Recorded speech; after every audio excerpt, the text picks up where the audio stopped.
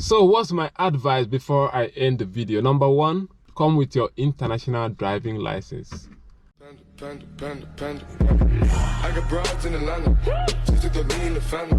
Hello guys, so welcome back to the channel. Thank you so much for clicking this video, for coming back to the channel to watch the video. If you have not yet subscribed, we are not begging people again to subscribe to the channel because the information I'm dishing out on the channel is enough for you to subscribe. But if you have chosen to remain anonymous, there's no crime.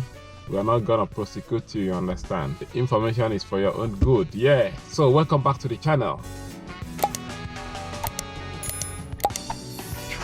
So on this video, I just want to highlight the importance of having a car in this country because I'm trying to use my experience, my failures to inform you guys so that you can plan ahead and you'll be able to make a better decision and stand in a position to benefit a lot in this country. Yeah, so the truth of the matter is that UK is one of the countries that you are rated so high if you are driving. There are so many things that are accumulating that people tend to rate you high if you are driving. I'm not talking about buying a car in the country. Anybody in the country can buy a car, you understand? Cars are cheap, yeah, you know what I mean? Heaven knows that if you go on a Facebook marketplace, you can get a car for 300, 400, 500, 600 pounds. So I want to highlight a few points why it's important for you to have a car. Based on my experience, you understand? Everybody cannot have a car. Everybody cannot buy a car. Everybody does not even want to drive in the country. But if you can, maybe the video is for you. I would say get yourself a car. And these are some of the points that I'm gonna share right now in this video that's gonna help you. So this is not just for international students, whether you are an international student or you are just coming into the country newly. Having a car will leverage you in the country. It will push you a little bit to achieve so many things. So number one, like I said, based on my experience, have lost like 3 to 4 jobs because I answered no to the question, do you drive in the country? Do you drive in the UK? My answer has always been no. And at the end of the interview, I lost the job. Who knows, maybe 1 or 2 of those jobs would have given me sponsorship quite long when I was a student before I could even think of going for global talent visa. So there are jobs in this country in that your degree does not count. If you like, you have first class, or let's say you are the best graduating student from Oxford University or Cambridge, there are some jobs that they don't care what you graduate with, you understand? Most of the employers will allow you to pass through most of the stages of interview. You get to the final stage and at the very end they'll ask you, do you drive? And the moment your answer is no, man, you are losing that job. There's no two ways about it. So some employers don't care if you are the best student from any goddamn university. All they are looking after is efficiency, productivity, and owning a car is one of the things that will put you in the right direction. So that brings me to my second point. The second point is that if you are driving a car in this country, you are paying road tax, you are paying insurance, you are paying your house rent, council tax, buying fuel, kiniko. There are so many things that you are paying. I don't want to stress on all this. I just want to stress on just the road tax and the insurance that you are paying. Where do you think this money is going to? Indirectly, it's going back to the government. So most of the infrastructure you are seeing in the country, the good road network, the railways, the transport system, the healthcare, and so many of these things. All these things are working because of the taxpayers' money. And if you look at most of the third world countries, you discover that most of these things are not working because citizens of those countries are not paying tax, man. There's no effective tax return and most of the infrastructure in the country are dwindling down below. So recently there has been a tax hike in the country because they want to rescue social care in the country. And if people are not paying tax in the country, there's no way the government will be able to pull out these 36 billion pounds that they are talking about. So the key thing I'm trying to derive is that most of the employer understands this simple truth, So let's say, for instance, you're a student and you are applying for a position where they ask you if you drive, and you happen to say yes. An employer that looks at this understand, oh, he's a student and is helping the UK government because you are paying your tax and you are paying your car insurance. I don't know if that makes any sense.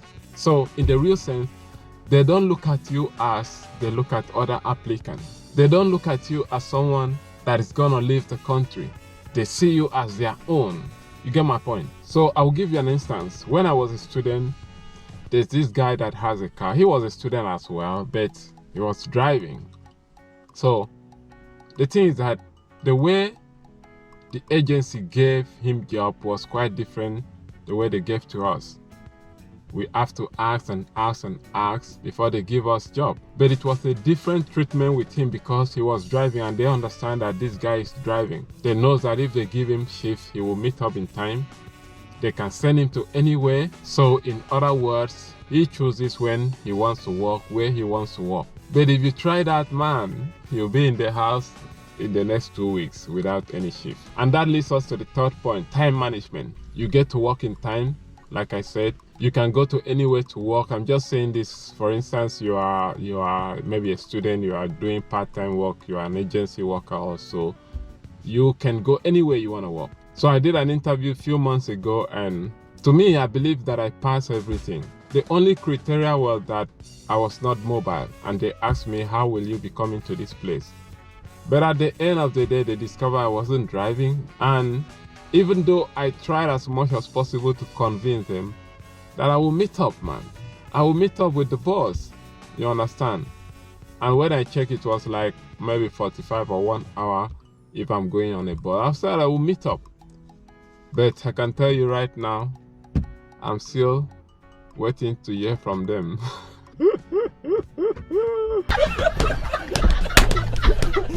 So that one has gone. You are not driving, so how do you want to meet up? So that reminds me, one of my lecturers in the university, his course was more of a calculation course, like you have to do a lot of calculation.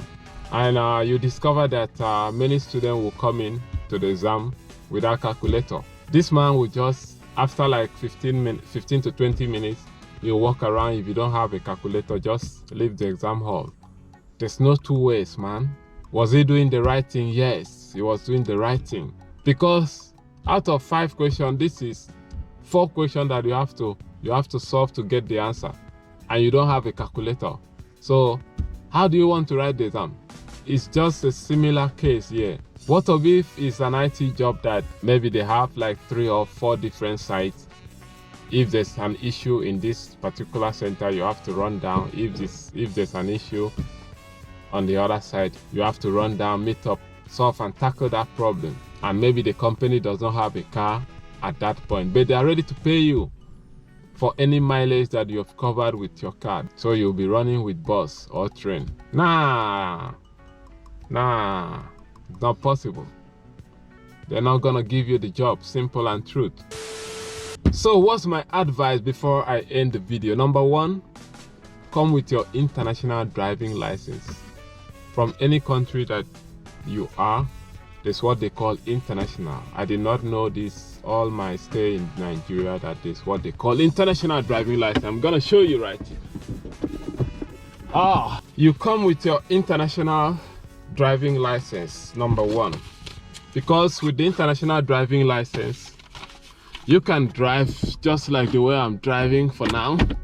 You can drive for some time while you are doing your provisional and working towards getting your UK driving license. Number 2, the moment you come in, apply for your provisional UK driving license.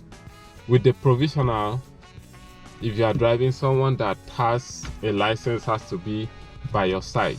You cannot drive alone. If they caught you, the eyes of the law will not smile on you.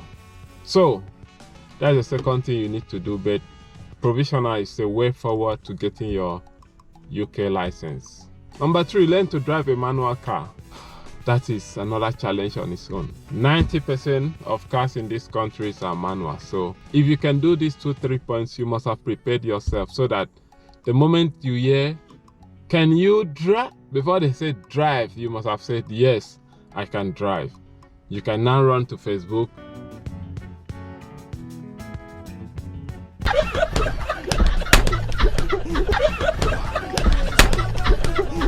The other they drink the pure water. One woman they sell the pure water. She say you must call me later. Baby ni gongon, jara bada gongon.